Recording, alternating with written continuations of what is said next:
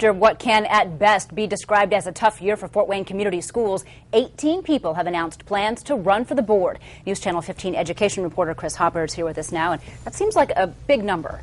Yeah, it does, Heather, but actually the school board ballot is always pretty full. But I think what it shows is that people really do care about their schools. And the 18 on the ballot are fighting for 4 seats. It should be an interesting race in November, considering many of the names are familiar ones.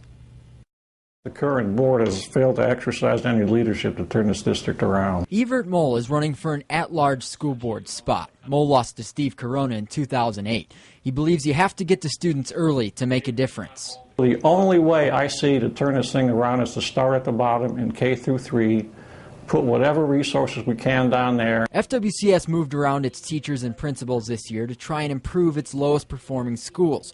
Mole doesn't think it will work. They've played musical chairs with the administrators and the teachers. Now, if that fixes it, fine. They claim this is going to be the solution.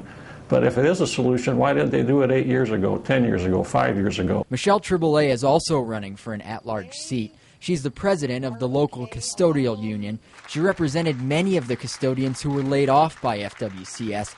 She says this run, though, has nothing to do with vengeance. Maybe help them, give them some of my different perspective that I've had from working inside the school system. Tribolet says she's running for her grandson. I want to make sure the school system is good when he gets to school.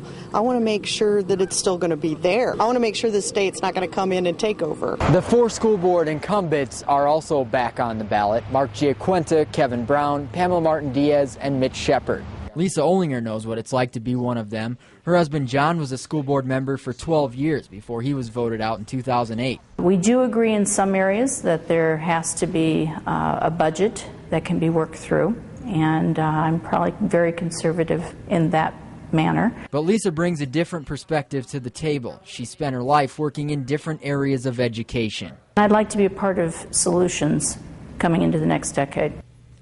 Coming up at 6, hear what some of the current school board members think about the full ballot. Plus, you can go to the education page of Wayne.com to see the full list of candidates. What would be the impact, the shakeup, if the 4 members were voted out? It would be big. I mean, you think about all of the changes that these board members have made over the last couple of years. I mean, it's hard to even imagine what a new board would do and how they would make their way in, but it would definitely be big. Okay, we will look forward to your report at 6. Sure. Thank you, Chris.